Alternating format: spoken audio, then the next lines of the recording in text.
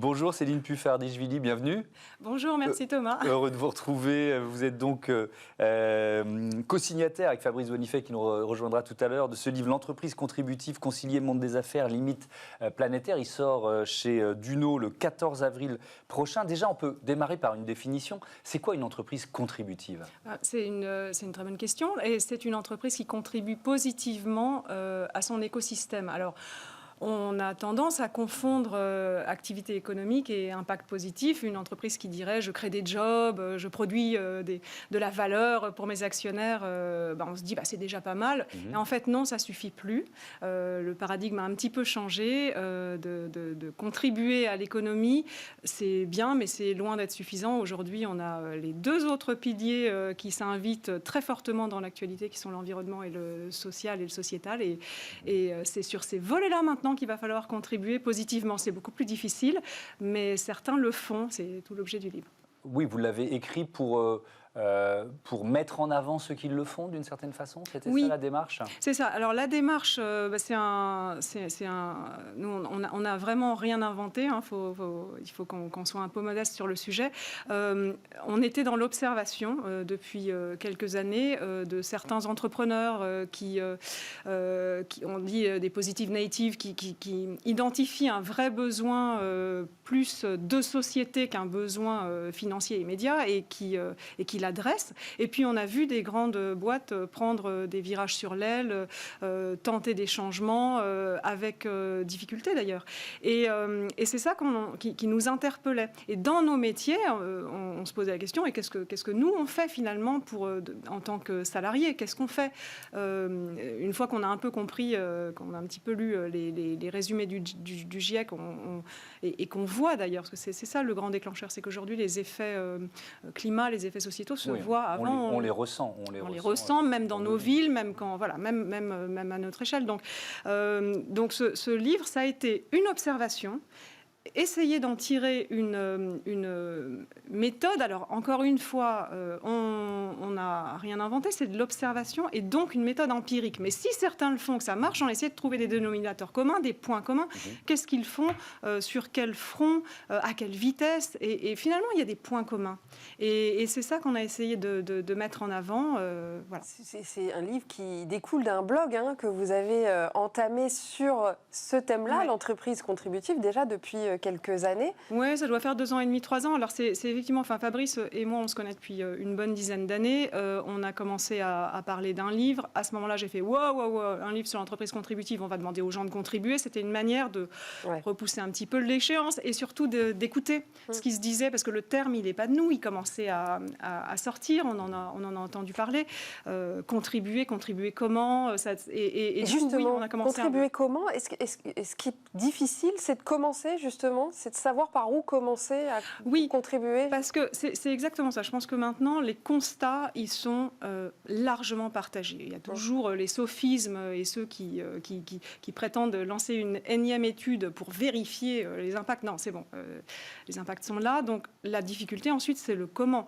Et dans le comment, il faut tout faire en même temps. Et c'est ça qui est extrêmement difficile. Il faut convaincre, il faut embarquer, donc il faut aligner plein de planètes, comme dit souvent Fabrice. Et finalement, qu'est-ce qui meut l'individu, nous, au quotidien ? C'est l'envie. Donc on s'est dit, si on montre des exemples de gens qui font et qu'on explique un peu comment ils font, ça donnera envie. Si vous deviez donner un conseil, justement, par où commencer, vous diriez quoi ? Alors, déjà, ne pas se voiler la face. Premier truc, c'est essayer de lire le journal, de se dire, mais en fait, où on va ? Voilà, sortir de sa petite bulle. Ce qui manque le plus, et ce qui fait défaut, et c'est pas que les entreprises, c'est tout le monde, c'est finalement la compréhension globale et finalement toutes ces interactions, c'est d'où le succès des fresques du climat. C'est bien pour montrer que tout est lié, etc. Donc c'est d'abord ce qui manque, c'est comprendre, et ensuite effectivement, quand on est entrepreneur... Pardon de vous interrompre, est-ce que ça suppose de faire une sorte d'audit RSE de son entreprise avant de se lancer. C'est ça, il faut la première phase. C'est le début. Alors la RSE ne suffit pas, parce que la RSE, c'est la compliance, la RSE, c'est bien voir où on est responsable et de quoi. Mais ensuite, dans la transformation, la RSE n'est pas encore ne transforme pas. Ce qu'il faut, c'est effectivement, en entreprise, se rendre compte de tout ce qu'on fait pas bien pour moins faire pas bien. Mais pour passer ce niveau zéro et faire bien, qu'est-ce qu'il faut faire? Là, il faut changer les modèles d'affaires, c'est beaucoup plus difficile. Donc le premier constat, c'est de comprendre que ce n'est pas l'économie qui gouverne notre monde, c'est les écosystèmes, c'est la physique. Une fois qu'on a intégré ça, alors on se dit, finalement, qu'est-ce qui ne va pas dans mon modèle d'affaires? Le sujet de la raison d'être est très intéressant parce qu'il fait se poser des questions. Qu'est-ce qui irait mieux si mon entreprise n'existait pas? Justement, ce qui est difficile, c'est d'avoir des outils, des outils de mesure, des repères, justement, pour savoir où aller. Est-ce que vous donnez ces clés-là dans le livre, justement? Oui. Pour qu'on puisse un petit peu accompagner ces entreprises qui ne savent pas trop sur quoi se baser, parce que c'est du cas par cas, en fait. C'est un peu ça la difficulté. Oui. C'est qu'on essaie de copier un peu le voisin, même si on n'est pas sur les mêmes secteurs d'activité, pas sur les mêmes métiers. Les mêmes enjeux, les mêmes enjeux. Ouais. Non, c'est vrai. Mais il y a un dénominateur commun à tout ça, c'est qu'aujourd'hui, la mesure de la performance, elle se fait sur des KPI comptables qui sont un peu hors sol. On fait exprès de ne pas compter ce qui ne nous arrange pas. On ne compte pas les dégradations. On ne met aucune provision pour restauration des sols, de l'air pur, etc. La liberté d'entreprendre, aujourd'hui, ma liberté d'entreprendre, elle peut être d'extraire, mais jamais de réparer la liberté des autres à ne pas pouvoir respirer comme il faut. Ça, c'est ça, en fait, un des KPI majeurs à changer, c'est l'immatériel. Comment mesurer tout ça? Le jour où ça rentre dans les bilans comptables, et il y a des tas d'expérimentations en ce moment sur la comptabilité intégrée, ça va un petit peu révolutionner, en tout cas, l'ordre du CAC 40, parce que les entreprises aujourd'hui qui gagnent le plus, c'est celles qui réparent le moins, puisqu'elles éludent. Alors là, on parle des grandes entreprises, mais ça veut dire de ne pas compter la même chose, pas les mêmes KPI. On va revenir évidemment sur toutes ces thématiques avec Fabrice Bonifay dans quelques minutes, mais je voudrais qu'on parle aussi de votre travail au sein de l'agence Look Sharp. Quand vous accompagnez les entreprises dans leur communication, comment vous appliquez justement les principes qui sont les vôtres depuis des années? Oui, alors c'est drôle parce que quand on dit qu'on est dans une démarche de raison d'être pour une entreprise. C'est Elisabeth Laville aussi qui dit ça, il y a des renoncements. Forcément, quand on prend conscience de ce qu'on fait, il y a des renoncements. Moi, dans mon métier, il y a des années, un jour, j'ai pris conscience que je faisais du greenwashing.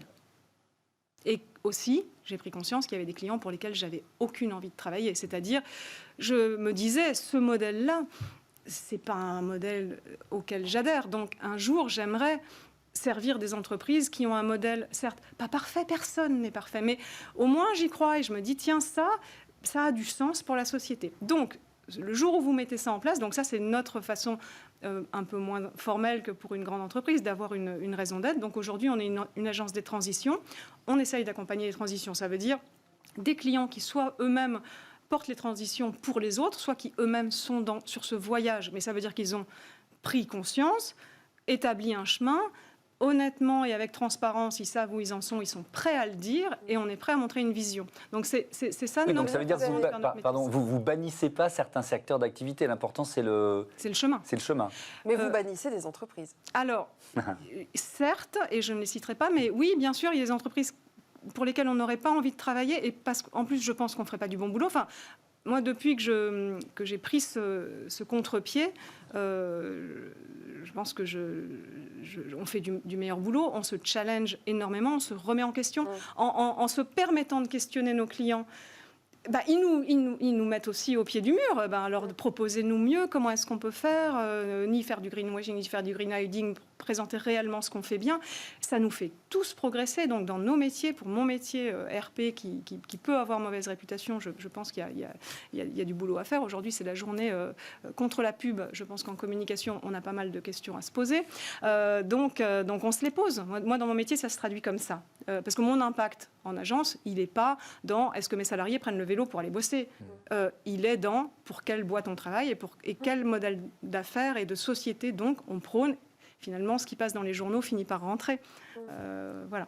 et on continue d'en débattre et on va approfondir ce que vous avez commencé d'aborder, les freins à dépasser pour devenir une entreprise contributive. On n'a pas dit que ça allait être simple.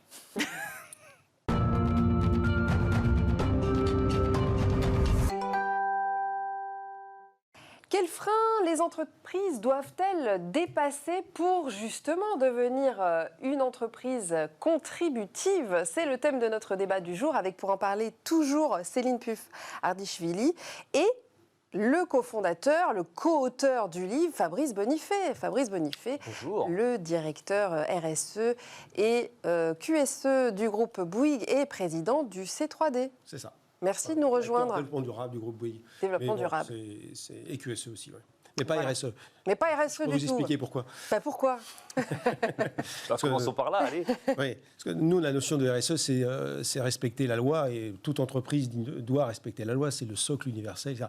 Puis le développement durable, c'est un oxymore. Est-ce qu'on va arriver ou non à se développer durablement en respectant les limites planétaires? C'est tout l'objet du livre.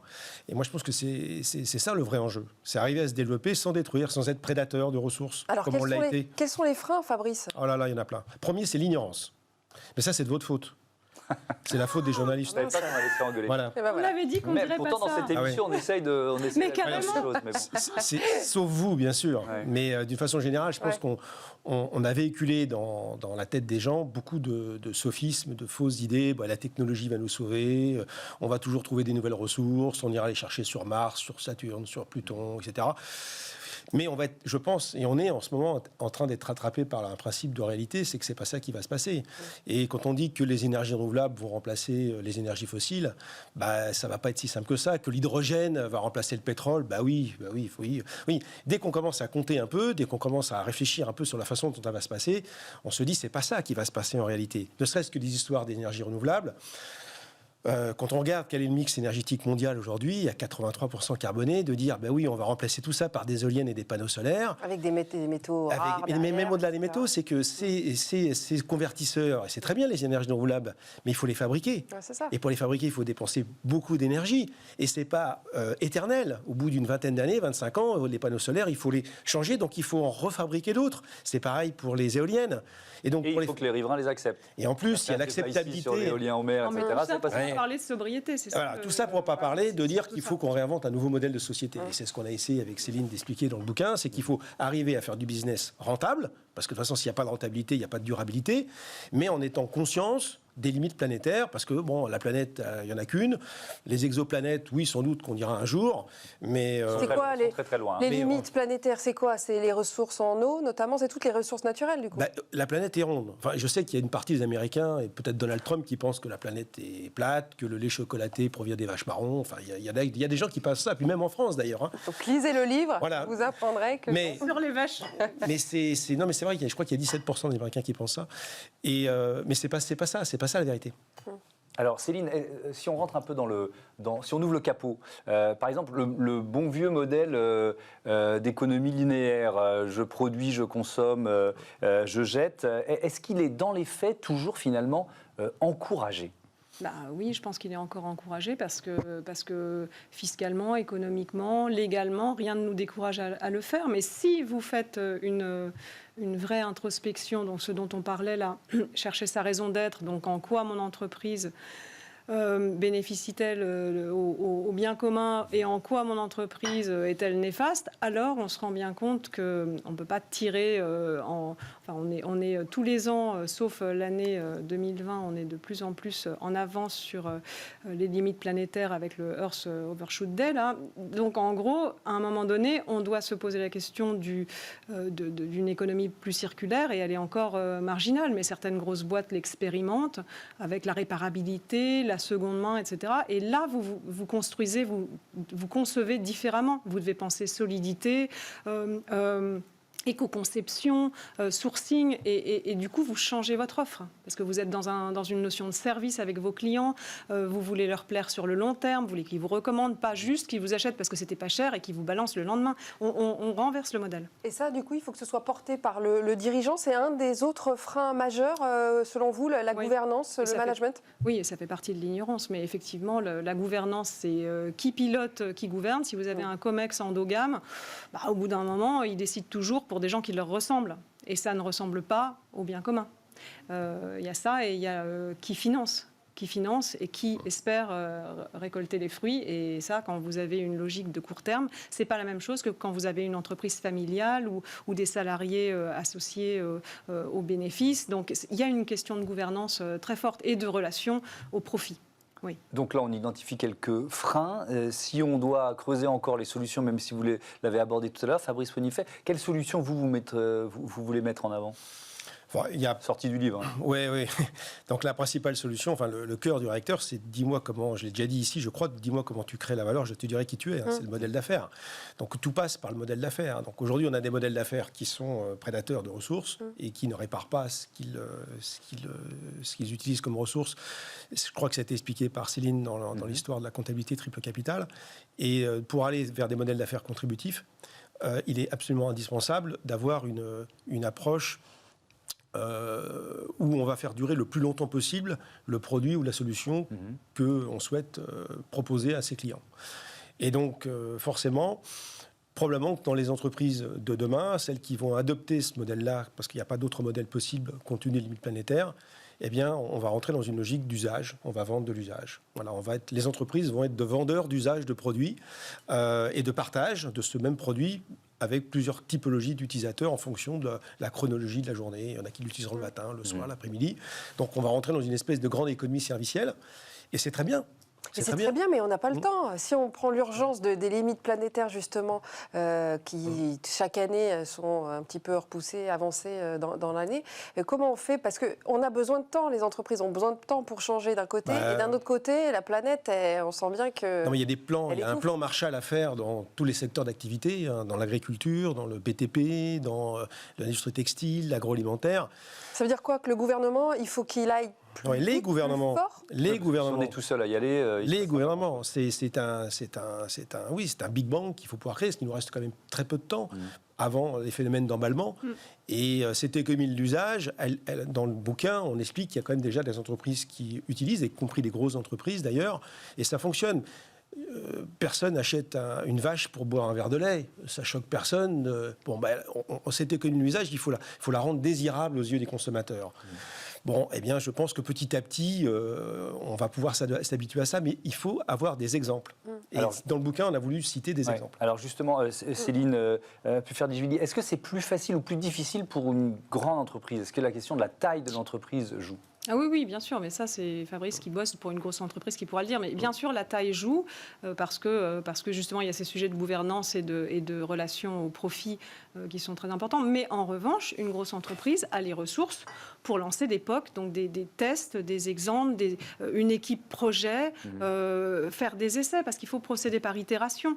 Une petite entreprise, elle va naître autour d'un modèle d'affaires, elle ne va peut-être pas pouvoir en changer au bout de 2 ans si elle s'est plantée. Une grosse, elle peut faire des tests, des essais, changer la roue en roulant, commencer à générer un peu de profit en finançant ces tests par l'économie du monde d'hier. Donc c'est bien financer demain, c'est bien ce que doit faire une boîte, c'est regarder un peu ce qui va être utile et désirable demain. Et moi je pense, pour revenir à ce dont on parlait tout à l'heure, que le consommateur, citoyen, il commence à mettre les choses les unes en face des autres.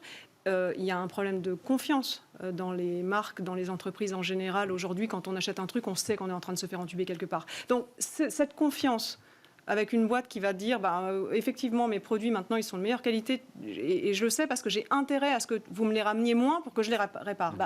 Une confiance va se créer et ça, je pense que qui fait ça, switch là, si comme vous donnez des exemples. Rico fait ça. Seb le fait. C'est un des premiers, ça fait plus de 10 ans. Et dans les grosses boîtes, ça commence à c'est pas des petites boîtes, c'est des grosses boîtes.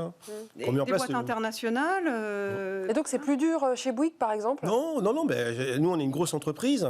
On ne change pas un corps social de 120 000 personnes comme ça dans 70 pays ou 80 pays, c'est pas possible. Vrai qu'il faut des années, bien sûr. Donc on a des concepts de nouveaux produits. Et comme l'a dit Céline, c'est l'ancien monde qui va financer le nouveau monde. Voilà. Donc le but, c'est pas de stigmatiser ce qui s'est fait avant. C'est fait, ça s'est fait. Maintenant, il faut l'accepter. De toute façon, ça s'impose à nous. Ce qu'il faut, par contre, c'est les ressources qui nous restent encore, le temps qui nous reste encore. Ça doit être un levier pour basculer, pour aller vers ces nouveaux modèles. Voilà, on a 10 ans, on a une génération, pour se transformer. Parce que si on n'y arrive pas, c'est quand même un avenir détestable qu'on va laisser à nos enfants. Alors moi, j'aimerais bien quand même dire, on n'arrête pas de dire on a 10 ans, 2050, etc. C'est pas l'avant-veille qu'il faut s'y mettre, parce que là, par exemple, depuis qu'on a tous, enfin pas tous, signé l'accord de Paris, Il s'est rien passé. en fait, ça continue à monter comme ça. Donc, est-ce que tout le monde... alors, je suis d'accord, il y a avec la crise de la Covid, on a un petit peu... Oui, mais il y aura un effet rebond. Il va y avoir un effet rebond. Et puis on n'a pas changé le modèle. Et puis c'est subi. Oui, ça va redémarrer très fort et avec les principes Si on n'a précédents. pas changé le modèle, ça repart comme avant et donc ça n'a pas de sens parce qu'en plus les gens se disent ah ben là on a tellement souffert, on a besoin de revivre, mais une sobriété choisie et une sobriété subie, c'est pas du tout la même chose. Donc, il vaut mieux la choisir, quoi. Hein. Voilà, à bon entendeur. On va terminer là-dessus. Merci beaucoup. Je rappelle le titre de votre livre, L'entreprise contributive, concilier monde des affaires et limites planétaires, qui sort donc chez Duno. C'est le 14 avril prochain. À bientôt dans Smart Impact. Tout de suite, Smart Ideas, une start-up à l'honneur, comme tous les jours.